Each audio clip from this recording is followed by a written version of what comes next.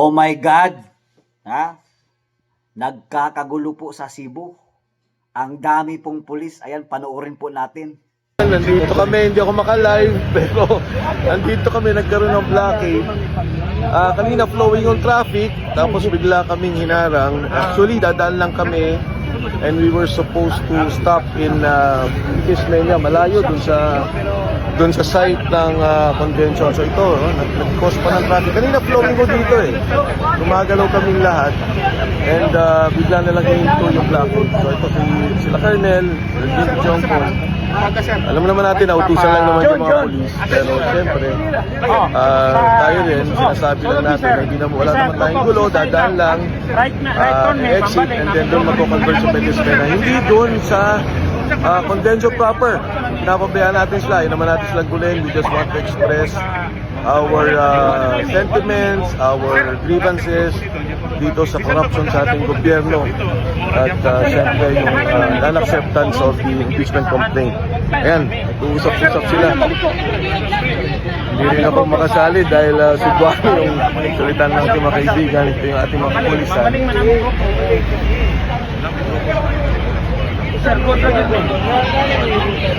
At ito yung kabuuan ng ating motorcade.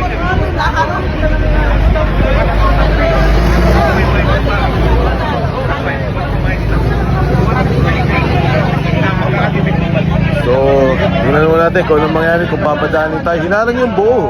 Kanina flowing mo to, bukas tong kalsadang to, nakakadaan lahat ng tao. Free flow ang traffic. Nung nakita ng yung motorcade caravan natin ay nagharangan na po.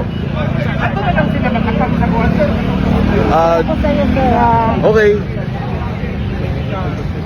For the record, parating nagkakaravan sila dito. Never nagkagulo. Very peaceful. Tama? Cebuano ko. Never. Ngayon lang hinarang. Bakit kahit kanina lang nakadaan pa yung sasakyan? Pagdating natin, Wala na. Kaya nga ho.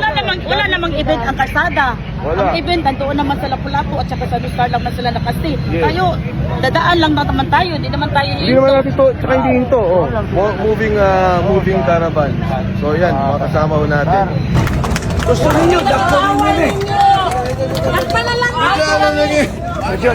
Biglang naging Grabe. Biglang naging rally formation to. Ano ba to? Ganyan. Sir, may instruction sa akin, sir. Ito, sir, hindi ko na hawak to. Sa akin yung una, umatras na. Sila? 10 minutes daw, sir. Ha? So, buko ninyo na eh. Pero, i-guide, sir, mabilis. Naku po, bakit ganun? Ha? Dadaan lang naman yung motorcade Tapos biglang hinarang ng mga kapulisan dyan sa Cebu. Oh, grabe Martial law na ba sa Cebu? Oh, hinarang po itong grupo po ni Mike Defensor at kasama sila Jing Paras, no? Diyan sa may Cebu City, mga kababayan natin. Grabe naman. Ganun na ba talaga kahigpit ang gobyerno ngayon, no, ni administrasyon ni Bongbong Marcos? Ultimo, dadaanan na motorcade. Abay, haharangin nyo na. Wala namang, di ba, maayos naman yung motorcade. Wala namang, hindi naman nag-provoke ng kaguluhan. Oh. Pero bakit? Tila ba'y parang may nag-uutos yata na harangin itong motorcade ng ating mga Solid Duterte supporters. Ganun na lang ba talaga kayo dyan? Masyadong aligaga. Gusto ninyo kayo lang ang, di ba? Kita niyo yung grabe talaga kayo, no? Grabe kasakim sa kapangyarihan nito mga maman. Hindi ko talaga maintindihan kung bakit ganito na nangyayari sa bansang Pilipinas natin. Wala na tayong kalayaan. Walang freedom of speech. No? Wala na tayong kalayaan para tayo ay magsalita. Kasi pag ikaw ay oposisyon at magsasalita ka laban sa kung ano nangyayari ngayon sa gobyerno ngayon ni Bongbong Marcos, talagang tutugisin ka ng mga kapulisan. Ha? Papatawan ka ng kung ano-ano mang mga reklamo. Pero itong administrasyon, pag naninira ang mga alipores nila sa mga Duterte, gaya na lang ni Trillanes, ni Boying Rimulya, nila